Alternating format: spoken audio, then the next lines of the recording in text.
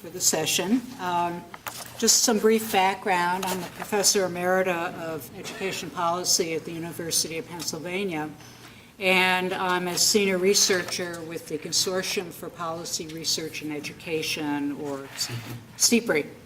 And over the years, I've moved back and forth between academia and research organizations. For a number of years, I was a researcher and then a director for Policy Research Division at Educational Testing Service.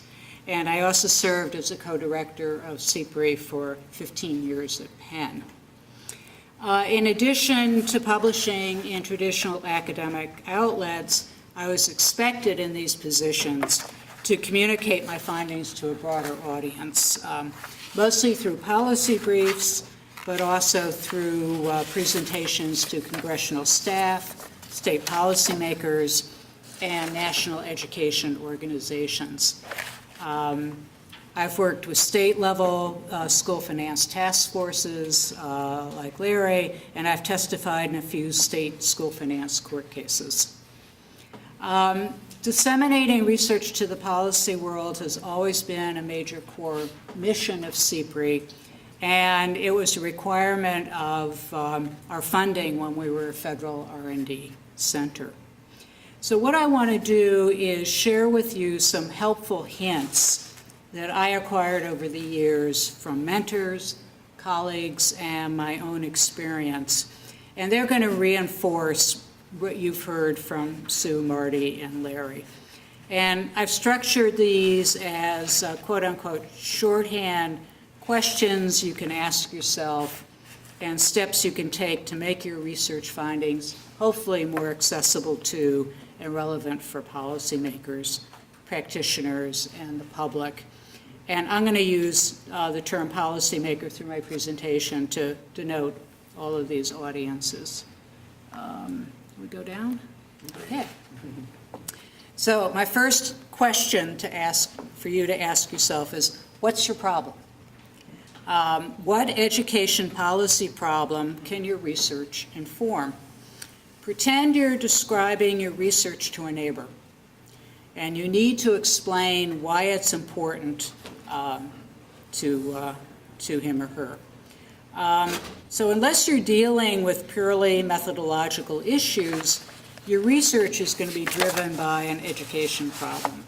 Do students have equitable access to education programs and resources? How do we narrow the achievement gap among students of differing socioeconomic or racial ethnic backgrounds? How do we improve the performance of schools? How do we support beginning teachers? And on and on. Think about your research and put it in the context of a problem. In some cases, your research will identify a problem, and I think Marty's last example is a good one, that needs to be addressed by a policy. In other cases, your research will focus on specific policies and programs, such as the implementation or effects of program X, Y, or Z. Second hint is, what's your point? What are the key findings that can inform this policy problem? Third, keep it brief. I think the one thing you've heard over and over from the panel is be concise.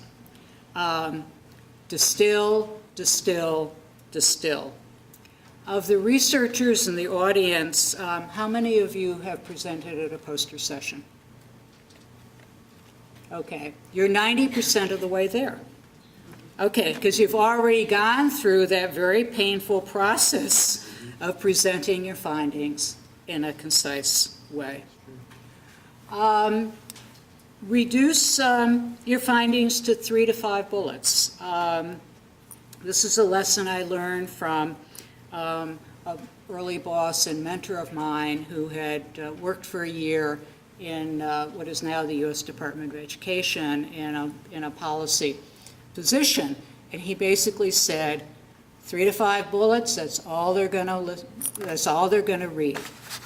And so this is a way of focusing your and your audience's attention on your most important findings. The fourth point, make headlines, and this is really about presentation. Present your key findings. This is also something I learned from a colleague many years ago. Present your key findings as headlines with supporting and interpretive information below. And I'm going to do one of these classic AERA PowerPoints that nobody can read. But it is from it's on your reading list that's in the program. It's from a document called Results in Brief, exploring the quality of school-level expenditure data that was put out by the U.S. Department of Education last year. It was a study that Jesse Levin and his colleagues conducted for the department on the nature and quality of school-level fiscal data that they collected in 5 states and 4 districts to identify issues that states and districts will need to address under the new federal requirement that states and districts now collect and report school-level data. It was a descriptive study, but the way they presented the findings was, major category, expenditure attribution practices, finding the states and districts in the study have developed accounting systems that report large shares of their total operational expenditures at the individual school level. It's your main point, and then information from their study. Their second finding, most of the expenditures the study sites attributed to schools were directly tracked to schools rather than simply being allocated by formula. So again, just a way of presenting findings. My fifth, and this is my favorite, is what I call my "oh yeah, so what" question. On occasions, I've been asked to serve as a policy discussant on an AEFP panel. And in developing my response, I would ask myself the "oh yeah, so what" question. I think you might have gone the wrong way on the Huh? slide. Down 2 arrows. What? Is that the slide you wanted, or? Yeah, Oh, see, "oh yeah, it's the so same what." one? All right. Yeah, Okay, just making sure. yeah, it's the 5th bullet. It wasn't clear to us. There's a problem right there. That's your problem. We're paying attention. Yeah, I knew what I was talking about. Sorry. Thanks, Mark. So anyway, I would ask myself the "oh yeah, so what" question for each paper. You should ask yourself the same question. That is, what are the policy implications of your findings? Again, as the panelists have said. How can you help policymakers use your research to inform their work? How will you answer a policymaker who comes up to you at this conference and says they heard your presentation or they saw your poster and they want to know how your findings can help them address their fill-in-the-blank problem? Giving them an answer will be easier if you've addressed my first point about identifying your education policy problem. My last point, and I'm going to I'm violating my 3 to 5 bullet recommendation by having a 6th bullet. That's speak to your audience. And again, I'm just going to repeat what you've been hearing from the others. Be clear, be concise, be relevant to both the policy issue and the context in which the policymaker is working, be jargon-free, and, as Carrie Conaway, the incoming president of AEFP, has written, no Greek letters. So finally, going the wrong way. We included some examples of research-based policy writings in the conference program, if you look at the little write-up for this session, and we hope that you find them helpful. I'm going to open up the session to questions and comments from the audience.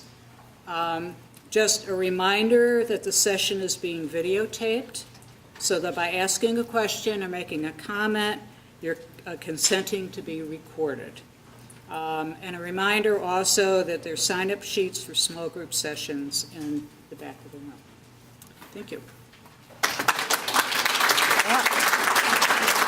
Get this mouse.